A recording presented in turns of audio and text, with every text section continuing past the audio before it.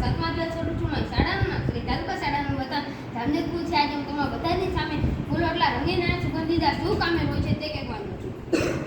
હવે આપણે ઘણા જે ભણેલા નથી તેને આપણે પૂછવા જઈએ કે ફૂલ આટલા રંગીન અને સુગંધીદાર શું કામે હોય છે, તો તે એમ કહે છે કે ભગવાનને ચડાવવાના હોય અને તેવું અલગ અલગ વાતો કરે છે, પણ તેવું નથી.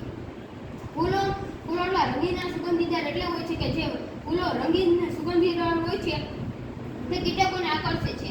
તો કીટકો જ્યારે તેના ઉપર બેસે ત્યારે તેના શરીર ઉપર પરાગરજ ચોંટી જાય છે અને ત્યારે હંમેશા તો તે કીટકો તેના ઉપર બેસીને રહેવાના જ નથી. તો તે જ્યારે એનાથી ઉપરથી ઉડી અને બીજા પુષ્પ પર બેસે ત્યારે તેની પરાગરજ તે જ પુષ્પ ઉપર પડી જાય છે અને ત્યારે તેના ઉપરથી ઉઠે તો એની પરાગરજ તે રીતે પરાગના તૈયાર રહે છે.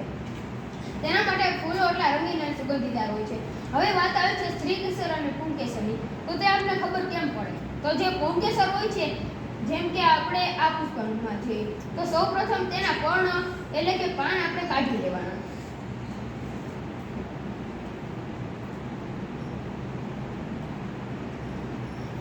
ત્યારબાદ ખાલી આવું જ વધશે તો તેને આપણે વચમાંથી નિરાતે જ ખોલવાનું, નહીંતર તે બધું જ વિખાઈ જશે.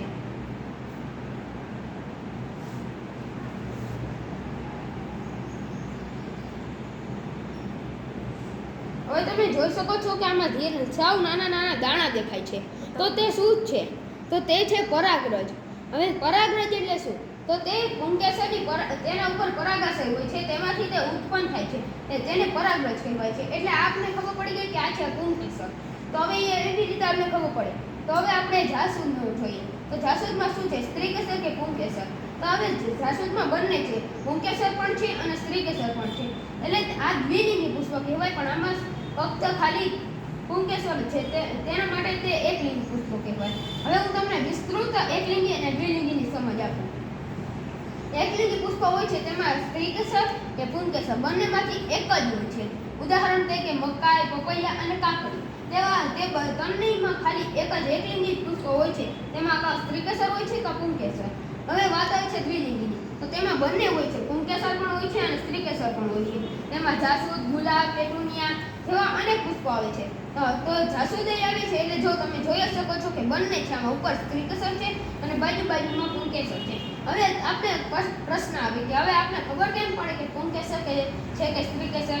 જે હંમેશા વધારે હોય ને તે પુંકેસર છે અને જે ઓછું હોય તે સ્ત્રીકેસર છે. અને તો પણ છતાં હવે આપણે તો એમ કહીએ કે જે પુષ્પ એકલિંગી છે તેનું આપણે સ્ત્રીકેસર કેમ ખબર પડે?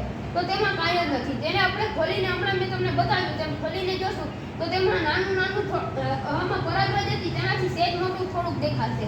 તો તે છે સ્ત્રીકેસર અને તેને અંડક કહે છે. તે અંડાશયમાંથી અંડક ઉત્પન્ન થાય છે.